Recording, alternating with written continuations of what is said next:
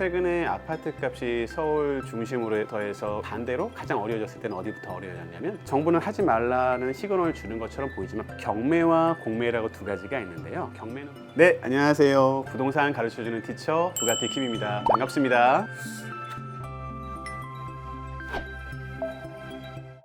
최근에 아파트 값이 서울 중심으로 더해서 외곽으로 점점 올라가고 있잖아요. 이런 부분 때문에 많은 분들이 명골로 집을 많이 사고 있다 보니까 대출이 많이 증가가 됐죠. 그래서 정부에서는 이렇게 가면 안 되겠다 싶어서 대출을 억제하고 있는 것 같습니다. 좀 긴급 처방이랑 비슷한데요. 실수요자들은 사실 대출을 좀 받아야 돼요. 그런데 매입을 하셔야 되는 분들, 선의의 피해자들이 자꾸 나오는 일이 생기다 보니 뉴스에 또 많이 나오고 이런 문제들이 자꾸 발생하고 있지 않나 생각하고 있습니다. 그런데 사실 약간 좀 다른 점이 있다면, 가장 먼저 오르는 곳은 서울의 강남 지역이라든가 마포라든가 용산 이런 지역이긴 합니다. 그 다음에 중심지부터 해서 퍼져나가는 건 여태껏 반복되었던 흐름입니다. 이거는 변화가 없어요. 그리고 반대로 가장 어려워졌을 때는 어디부터 어려워졌냐면 지방부터였죠. 대구 같은 경우는 너무나 과분양이 되고 물량이 많아서 미분양된 게 굉장히 많은 지역이기도 합니다. 수요가 있는 데에서 공급이 된다면 아무런 문제가 없습니다. 근데 수요가 좀 부족한 데 과잉 공급을 하고, 반대로 수요가 정말 있는 데들은 지금 준비되지 않았어요. 준비된다고 얘기는 했고 정책은 있었으나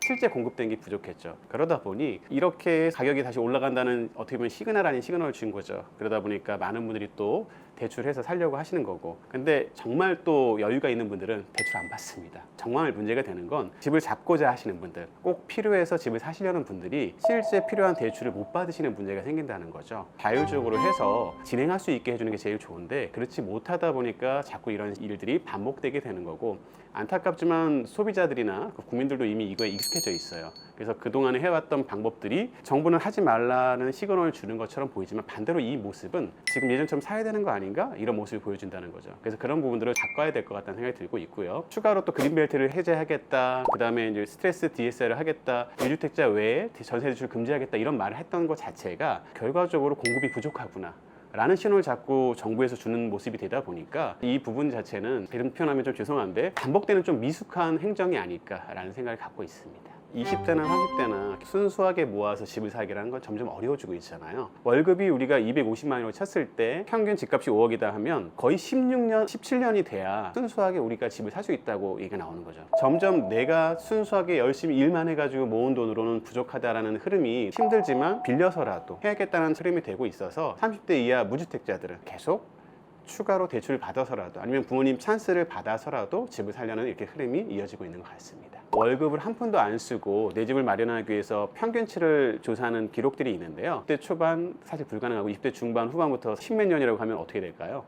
거의 40대 후반, 50대나 돼야 집을 살 수 있을까 말까 이렇게 된다는 거죠. 저는 이미 20여 년 전에 경매로 집을 샀었기 때문에 사실 저는 청약이라는 걸 알지 못합니다. 청약이라는 건 무주택으로 오래 있어야 하고, 자녀가 많아야 되고, 통장을 오래 갖고 있어야 가장 높은 점수가 나오고, 청약 되기까지는 거의 로또 수준이라고 하잖아요. 분양 또한 사실 저한테 맞지 않았습니다.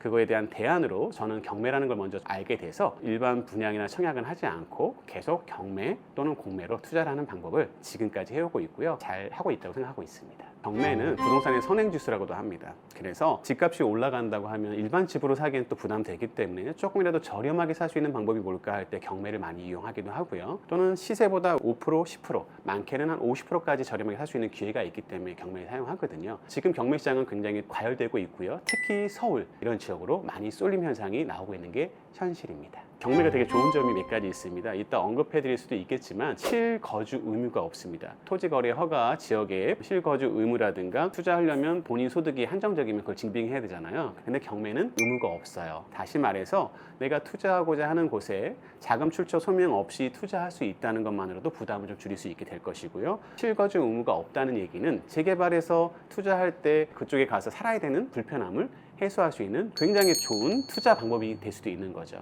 경매와 공매라고 두 가지가 있는데요. 경매는 법원을 통해서 진행하고요. 공매는 보통 온비드라고 해서 자산관리공사에서 세금 관련된 것, 또는 신탁공매라고 해서 위탁하는 물건을 진행하는 게 공매인데요. 근데 이 두 가지의 차이점이 있는 건, 경매를 나쁘게 생각하는 분들도 계시지만 그래도 조금 대중화됐다고 한다면 공매는 조금 더 알려지지 않았다고 생각하시면 좋을 것 같습니다. 정보의 비대칭성에서 좀 부족함이 있기 때문에 잘 공부하시고 준비하신다고 하면 더 좋은 물건을 더 저렴하게 낙찰받을 수 있는 그런 기회가 되는 공매 시장이라고 생각하시면 될 것 같습니다.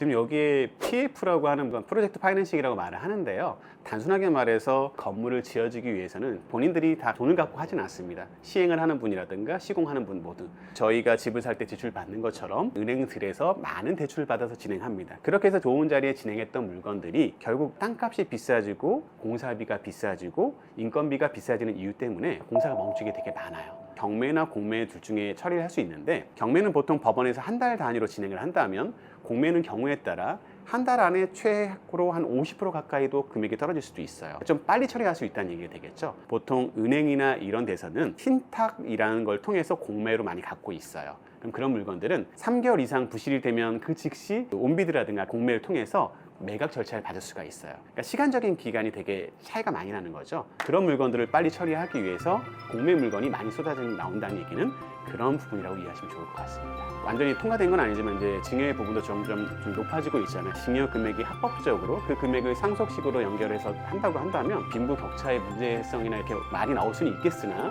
투자하는 분 입장에서는 굉장히 좋은 방법 중에 하나가 될 수 있을 거라고 생각합니다.